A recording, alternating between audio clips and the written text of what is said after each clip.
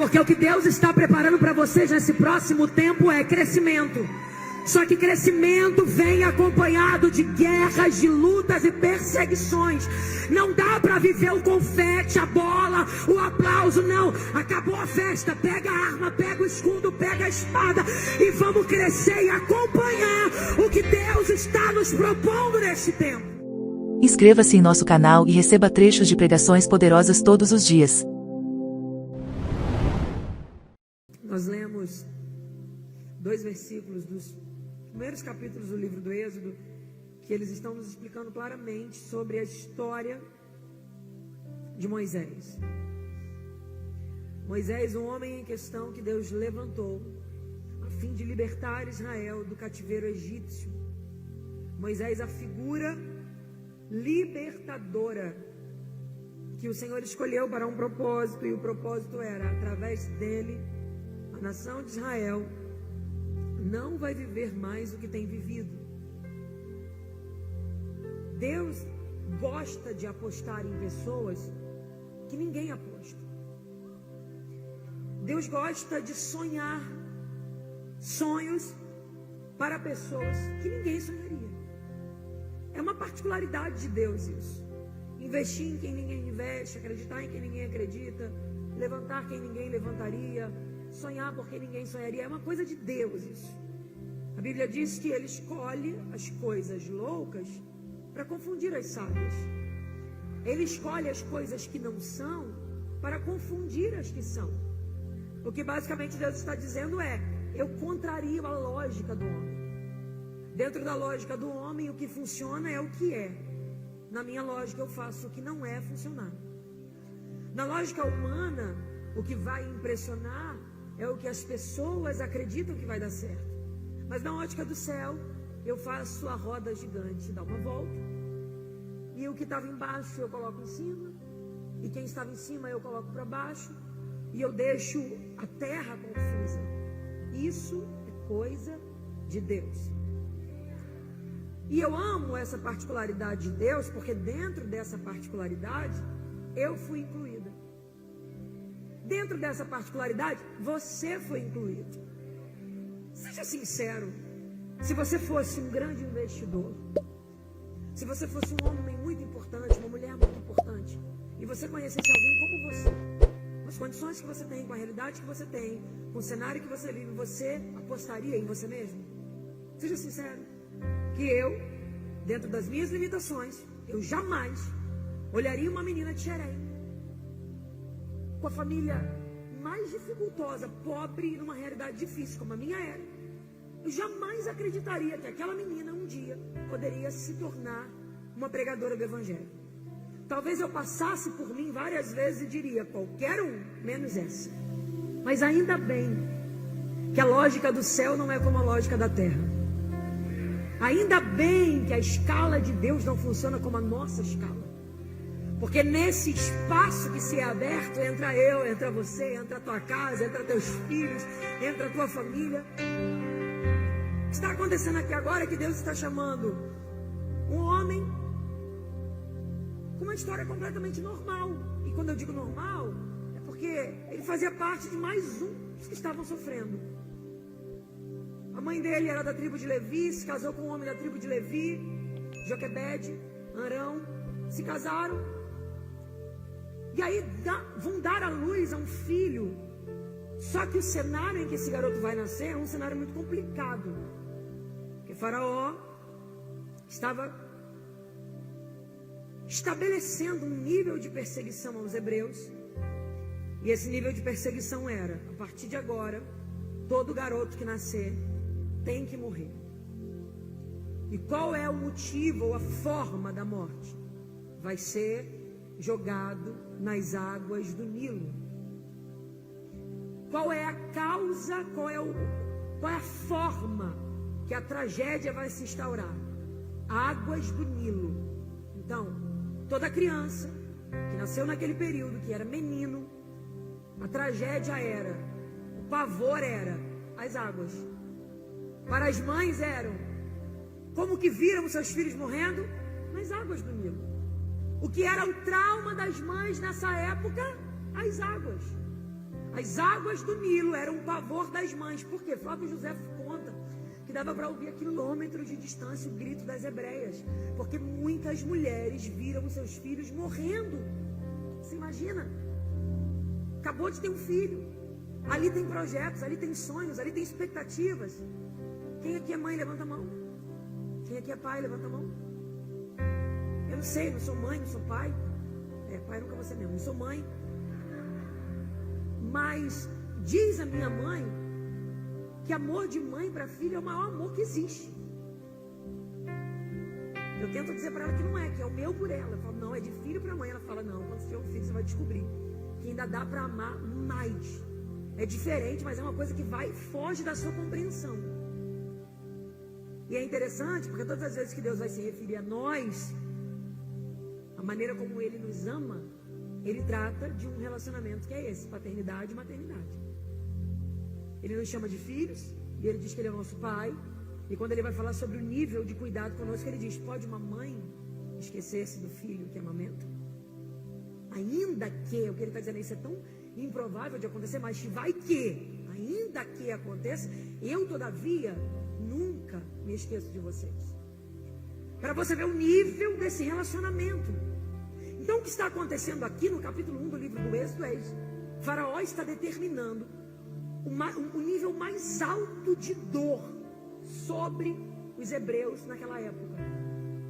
Ele está instaurando e determinando um nível de perseguição que não é uma perseguição física, é uma perseguição que mexe na alma. Ela mexe nas emoções, ela espreme a alma. Imagina você, tem uma frase que é dita por aí, quando uma mãe perde um filho, todas as mães sentem, porque você consegue sentir, se colocar no lugar. Imagina uma vizinha sabendo que a outra perdeu o seu filho afogado nas águas do Nilo, a irmã sabendo que a outra irmã perdeu, aí a tia sabe que a sobrinha perdeu o filho afogado. O que está acontecendo no meio dos hebreus agora é isso, o nível de perseguição que está afligindo a alma deles, que está machucando, ferindo, doendo. O cenário é pavoroso, o cenário é assustador. E aí eu já começo a falar sobre o cenário pavoroso, mas eu preciso te dizer por que esse cenário está acontecendo. Esse cenário está acontecendo por um simples motivo: os hebreus cresciam mais do que os egípcios. Se eu conto só essa parte, os hebreus crescem mais do que os egípcios, a gente olha e diz, quero ser hebreu. Se eu corto essa parte e conto a parte de cá, os hebreus estão submetidos a um nível de dor que os egípcios não estão. E é um nível de dor profundo, perdendo seus filhos, nível de perseguição. A gente vai dizer, não quero ser hebreu, quero ser egípcio. Porque a gente gosta de estar do lado da história onde a gente é favorecido. Só que você precisa entender que uma história, ela corre com capítulos. Então, o mesmo povo que cresce é o povo que é perseguido. Então você tem que entender uma coisa, não dá para viver uma coisa sem viver a outra. Por mais que você queira o crescimento, não dá para passar pelo crescimento fugindo da perseguição, fugindo das guerras, fugindo das lutas. O crescimento, ele vem acoplado a um nível de pressão, de dor, de trauma, de marca, de sofrimento. Só que nós somos o povo que é covarde. A gente quer se relacionar com Deus pedindo a Deus para que Ele favoreça-nos, diminua as dores, mas que me faça crescer muito. Olha para esse irmão que está do seu lado, faz uma cara de profeta. Eu sei que não existe isso, mas é para dar emoção. Profeta de Xerém, lá de onde eu vim, assim, franze a testa. Não pode só frangir, não. Fecha o olhinho assim na medida e não olha devagar não, olha rápido para dar um susto mesmo. Olha na cara dessa pessoa e fale para ela, você quer crescer? Então esteja preparado para um nível de guerra. Diz para ele, não dá para viver uma coisa sem a outra. O que você quer pregar para nós nessa noite, Gabriela? Eu vim falar para vocês que é muito bom comemorar 5 anos. Mas vocês vão ter que trocar as bolas da festa pela espada e pelo escudo. Porque o que Deus está preparando para vocês nesse próximo tempo é crescimento. Só que crescimento vem acompanhado de guerras, de lutas e perseguições. Não dá para viver o confete, a bola, o aplauso, não. Acabou a festa, pega a arma, pega o escudo, pega a espada e vamos crescer e acompanhar o que Deus está nos propondo neste tempo. Pelo amor de Deus, sacode esse crente e fala para ele: a gente vai trocar a roupa da festa pela armadura do crescimento. A gente vai trocar a roupa da festa pela armadura do crescimento. Pode vir pedrada, pode vir levante, mas ninguém vai nos parar, ninguém vai nos impedir. O que Faraó está pensando é: se eu perseguir eles, eles param de crescer. Porque o diabo pensa que a perseguição para crescimento. Só que a Bíblia diz que quanto mais eles eram afligidos, mais eles cresciam.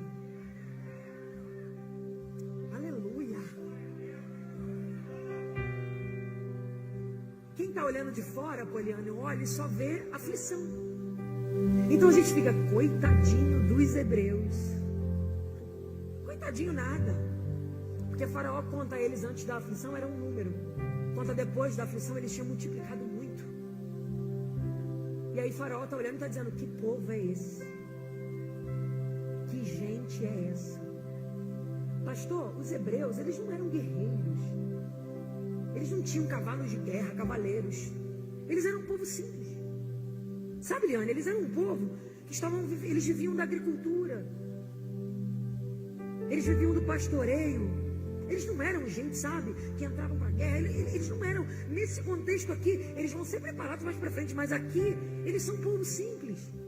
Eles se olham e não têm ideia do pavor que eles estão provocando em Faraó. Só que enquanto eles se sentem simples e pequenos, tem um Faraó dentro do palácio falando: o que eu vou fazer para acabar com o crescimento desse povo? Esse povo é muito grande, esse povo é muito grande, esse povo é muito grande. E eles estão daqui pensando: a gente é só um povo que vive de favor aqui, né? A gente é um povo. E Faraó tá: eu tenho que parar esse povo é louco, esse povo é muito grande, esse povo cresce muito, esse povo é diferenciado. Essa perseguição que está acontecendo aqui, que Faraó determina sobre eles, ou que Faraó começa a estabelecer sobre eles, é porque Faraó já discerniu a potência que eles são, sem que eles ainda tivessem discernido. Gabi, eu não sei por que a minha vida está tão difícil. Teu inimigo já discerniu o teu futuro antes de você. Ele já sabe que se ele não te parar agora, você é um problema para ele. Ele já sabe que se ele não conseguir matar você agora, você vai ganhar a tua casa inteira para Jesus. Ele já te olhou e já falou: essa garota, esse homem, essa mulher é um problema. Ou eu paro ele agora, ou ele vai ser um estrago para mim. E você tá aí falando: coitado de mim, tadinho de mim, fica com pena de mim. Que fica com pena nada. Olha a potência que você é, olha a força que você tem, olha o que Deus colocou na tua mão. Oh, meu Deus. Olha esse crente e fala para ele: acorda. Até teu inimigo já discerniu o teu futuro e você está aí com cara de coitado. Até o adversário já entendeu que você é uma bomba, uma dinamite nas mãos de Deus, e você está aí parado e prostrado. Levanta logo, rapaz. Ai, estou muito fraco, Gabriela. E o diabo está lá: eu tenho que fazer de tudo para parar ele, eu tenho que fazer de tudo para parar ele. Aí você não entende. Que levante em casa, no trabalho, com os amigos, em todo lugar que você vai. Tem hora que você tem vontade de sumir. Porque é guerra de tudo quanto é lado. Aí você fica triste. É muita luta. Você está triste por quê? Teu inimigo já discerniu a potência que você é. Hoje você vai voltar para casa não reclamando das guerras. Você vai voltar para casa compreendendo o que elas significam. Você vai voltar dizendo: Deus, agora eu estou entendendo. Agora eu estou compreendendo. Por que tanto levante? Por que tanta afronta? Agora está fazendo sentido. Quer dizer então que o diabo está com medo de mim? Tá, porque ele sabe que você de pé é um problema para ele. Mistério de Deus. Afligido, quando afligir eles não vão mais crescer. Está afligindo, está maltratando. Quando ele conta os hebreus de novo, não acredito. Eles estão maiores do que ele. Essa aflição está produzindo um nível de crescimento tão grande em você. Você amadureceu em tantas áreas. Olha como você já não é mais o mesmo. Olha como você tem orado. Até para orar é diferente agora. Seja sincero com você mesmo. Como que essa aflição te melhorou? Você está mais paciente. Você está mais tolerante. Você está conseguindo sentar à mesa e conversar. Você não conseguia. Você está conseguindo esperar mais em Deus. Porque antes você colocava o pé na porta e saía quebrando tudo. Agora você consegue recuar e dizer, eu espero o teu tempo. Olha como essa aflição está te fazendo crescer. E você está reclamando dela. Para de reclamar e agradece a Deus. Obrigada, porque o que veio para me matar, Deus está usando para me fazer crescer. Obrigada. Chacoalha esse crente, olha nos olhos dele e fala para ele, você não tem noção de como é que foi esses últimos anos aí para mim. Fala para ele, fala, você não tem noção. Diz para ele, diz, mas quando eu olho para trás, eu percebo quanta coisa melhorou em mim. Eu cresci, eu amadureci, eu desenvolvi, eu estou mais perto de Deus, eu cheguei mais perto do altar. Talvez se essa aflição não tivesse batido na tua porta, nem aqui você está hoje, você ia estar em qualquer outro lugar. Que bom que ela bateu na tua porta, porque ela te lembrou o caminho certo do altar, ela te fez fazer o caminho da volta.